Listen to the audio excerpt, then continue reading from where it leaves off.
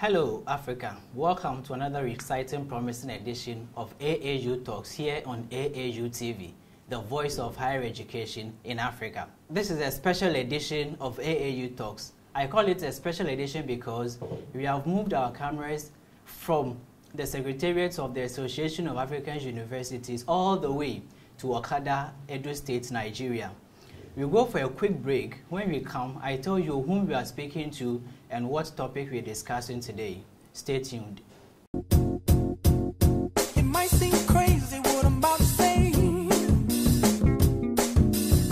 Sunshine, she's here, you can take a break. I'm a hot air balloon that could go to space. With the air, like I don't care, baby, by the way. Because I'm happy. Clap along if you feel like a room without a roof. Because I'm happy. Clap along if you feel like happiness is the truth. Because I'm happy. Clap along if you know what happiness is to you. Because I'm happy. Clap along if you feel like that's what you want to do. Here come bad news talking this and that. Well, give me all you got and don't hold it back. Well, I should probably warn you, I'll be just fine. No offense to you, don't waste your time. Here's why. Because I'm happy. Welcome back from the break. We are here on the campus of Igbinedion University, Okada, Aidoo State, Nigeria. And we are currently speaking to an administrator. He is the head of administration at the Igbinedion University Teaching Hospital, and he is also a lawyer by profession. His name is Barrister Omoregie Osamuyimen. We are discussing the role of administration. Welcome to the program, Barrister. Thank you very much. Now, let's start the discussion with the role of administration. Okay, thank you very much. Before I start, I'll first of all tell you that you are welcome to Igbinedion University Teaching Hospital, Okada. The hospital is situated in Ovia Northeast local government of Aidoo State of Nigeria. The role of administration in the hospital is to ensure the smooth running of the affair of the hospital on a daily basis. We have different departments in the hospital, and the issue of recruitment of staff is also the role of the administration, and a due process are followed. And the recruitment of staff is normally by the approval of our board of management. Then from there, I also have to tell you about the security system of the hospital. The security system is very, very tight. In fact, we have that of the sheriff deputies from the university that is also working with us.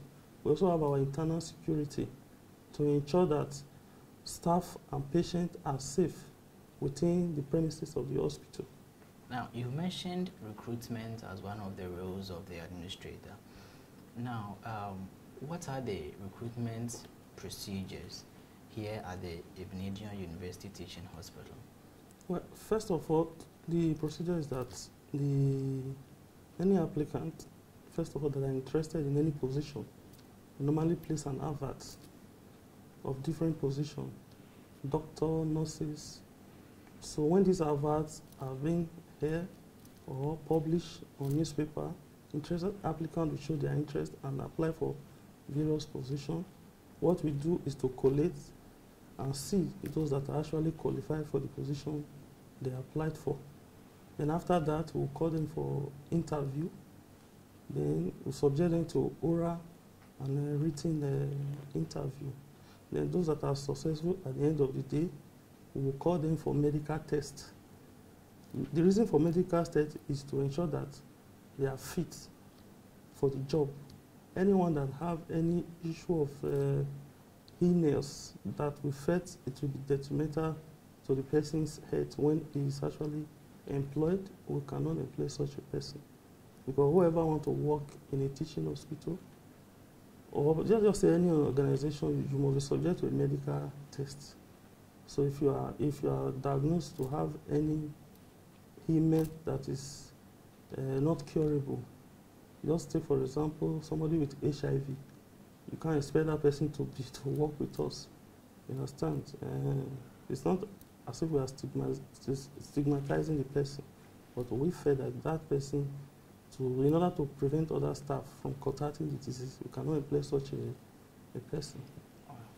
Is there no other way of, I mean, can't you recruit such a person and then put in mechanisms to make sure that the disease or the illness, if it is infectious, will not be transmitted to the other workers? Well, the person can be, I will let you know that the person can actually, on a humanitarian ground, we can look at it objectively, like okay, since there's drugs that can cater for HIV patients, so that the person will not feel stigmatized. As long as we have doctors, it's also within the teaching environment. If the doctors, it's in the interest of the doctor. I cannot say as an administrator, if the doctor said it is good for us to employ such a person, if we don't be risky to other staff that are on ground, fine, we'll go ahead. But if the doctor said it will not be ideal to employ such, then we will follow what the doctor said. That is it. This is interesting. So once the person is, as the person has applied, has been called for the interview, I want to know the general skills, especially the soft skills that you look for in the person who has attended the interview. Okay, first of all, during the process of interview, questions are put forward to the applicant. It's during the questioning and answering, we'll be able to detect if that person is fit for the job. I will tell you of a recruitment we did around December. Somebody who claimed to apply for the position of administrator. He was asked the duties of administrator. You understand? So when we asked him the duty of administrator, he was telling us honesty, honesty, hard working. That's not what we expected as the duty of an administrator. So automatically, we know that that person is not fit and proper for that job.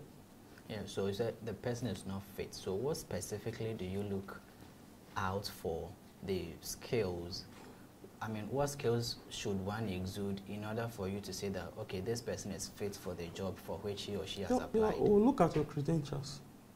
We'll look at your credentials and look at what you studied at the university. Like for the administrators now, for example, you have to belong to some association of bodies. Like for instance, we host a workshop recently, Institute of Health Service Administrators of Nigeria. Every administrator is expected to be a member of that body. You understand? Then apart from that, what we also studying in the university, recently we employed a staff that studied public administration. That same person is fit and proper, to apply for the position of administrator. You understand, in the hospital, because it has been well tutored, it has been well lectured during the university days from 100 level to final year. During the NYC youth service, 1 year service, we also count that as experience when we are recruiting anybody.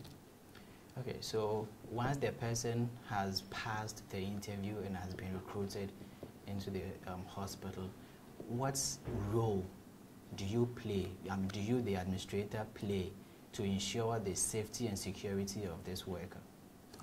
First of all, the role we play, first of all, is to ensure that we give that person the conducive environment, within which he will be comfortable. Because first of all, if he's not comfortable, he cannot work properly in the system. We ensure that we provide accommodation. We ensure that that person is, when working with us, is well, tutored along the procedure of the hospital.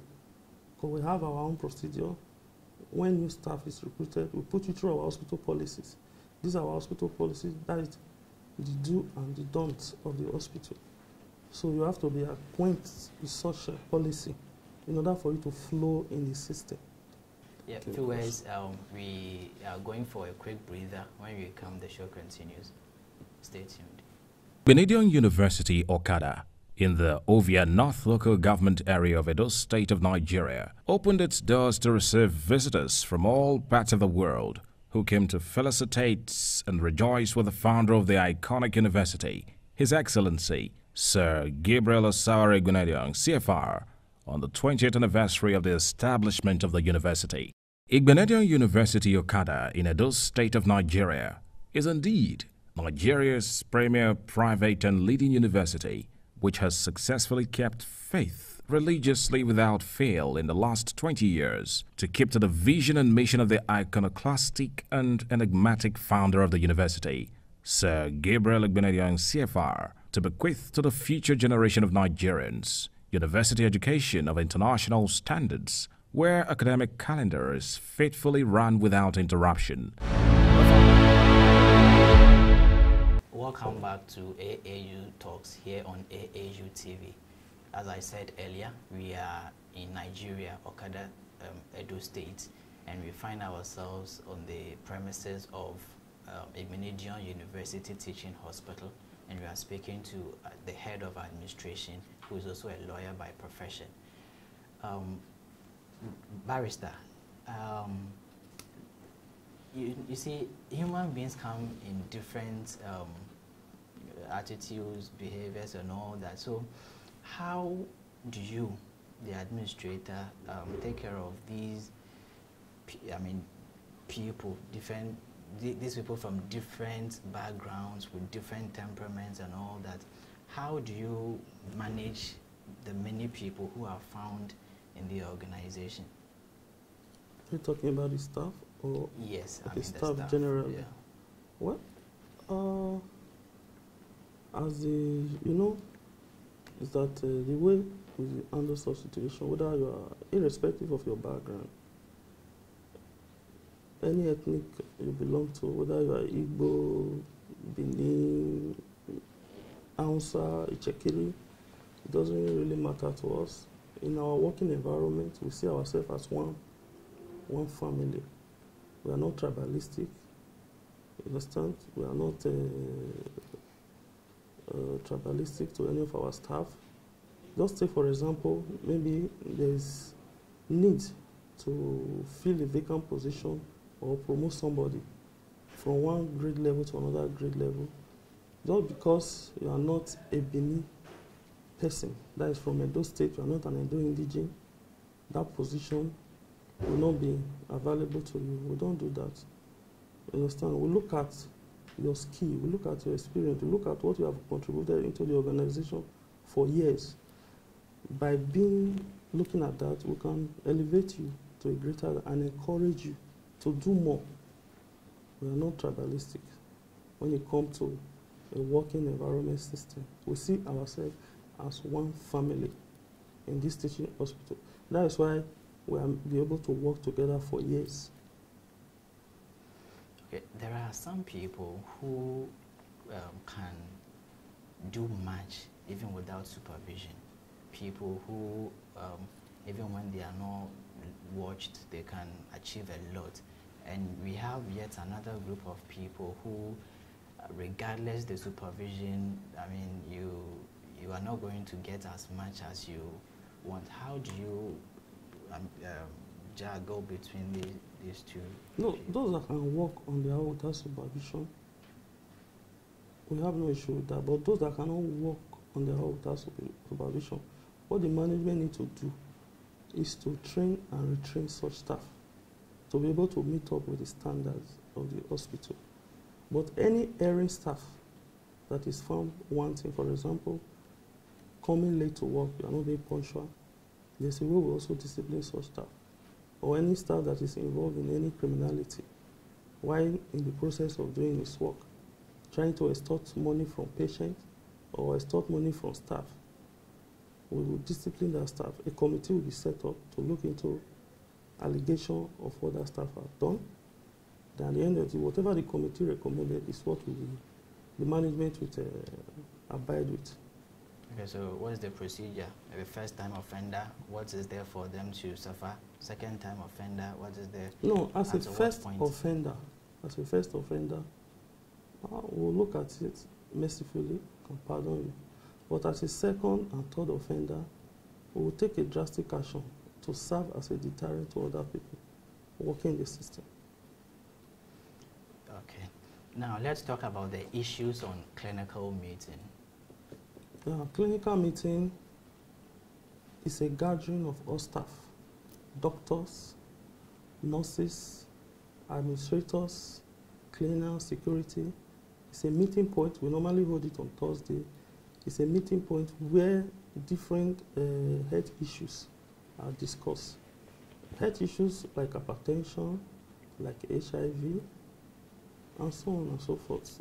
It's a place where staff are educated and broaden their knowledge regarding any health matters. Even if you are a security, you are a cleaner, probably you don't know anything about hypertension before. But when you attend the meeting, there's a doctor that will lecture you on such. So we now understand what hypertension is, what HIV is, just like that. That is the purpose of the clinical meeting. So is it a different health issue, different crucial health issues are being discussed at the clinical meeting. It's every Thursday, like here. Probably other teaching hospitals also have their own clinical meeting. It could be Monday, it could be Tuesday, but here our own is basically on Thursday. Okay. Yeah. There's something I was about to ask, whether it's a creation of just this teaching hospital or it can be found in... No, it's other teaching hospitals. Yeah. So at the, what do you call it, other organizations, do we have... Yeah, we give room for other organizations, like pharmaceutical company that want to present any drugs. They feel that it will be beneficial to the hospital. They will come to the, we invite them, they'll come to the clinical meeting, lecture us on those drugs. They will feel that those drugs are relevant to the hospital.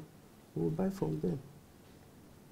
So do you have an annual budget for training and retraining of your staff in order to develop themselves? Of course, we have an annual budget. That is subject to the approval of the Board of Management in training and retraining of staff. Okay, so could you run us through some of the achievements of this teaching hospital? I mean, the impact it had on especially the neighboring community. Well, thank you very much. So far, so good. I will tell you that this teaching hospital, first of all, started operation in the year 1992 as Igbinedion Hospital and Medical Research Center. Basically, it was for research purposes, but later it was changed to Igbinedion University Teaching Hospital by 1st July 2002.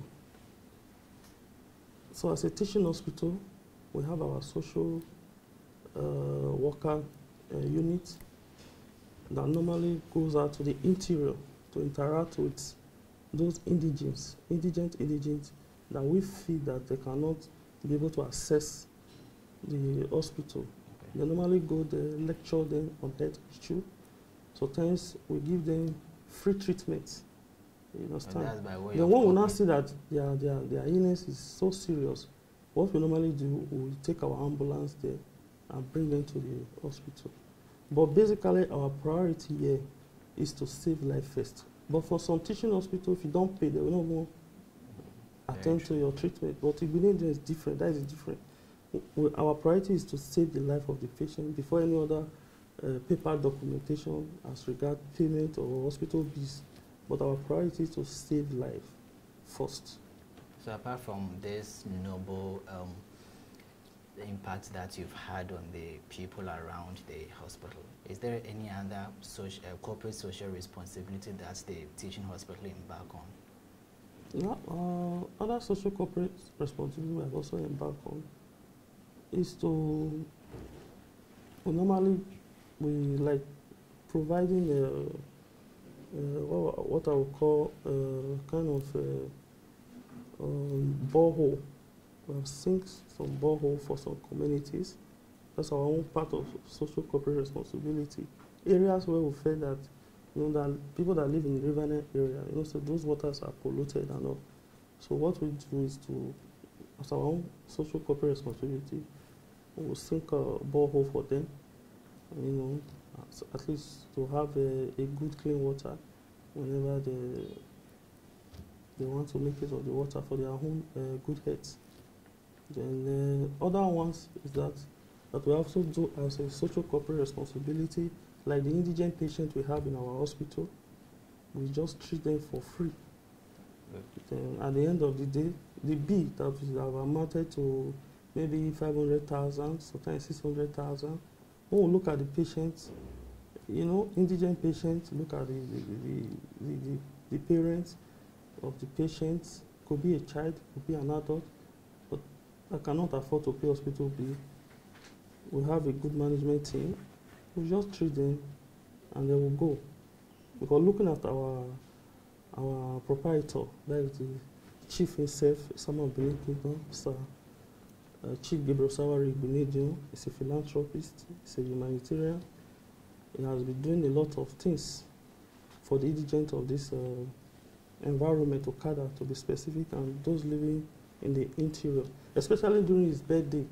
Okay. His birthday is September 11.